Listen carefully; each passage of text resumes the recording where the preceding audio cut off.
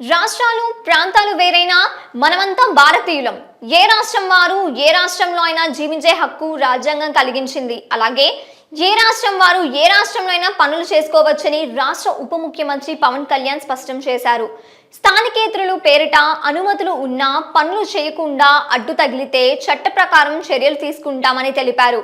వెలుగుపూడిలోని రాష్ట్ర సచివాలయంలో మధ్యప్రదేశ్ మండల పార్లమెంట్ సభ్యుడు SP ST welfare parliamentary committee chairman doctor Faggan Singh Kulaste Pawan Kalyan ను కలిశారు.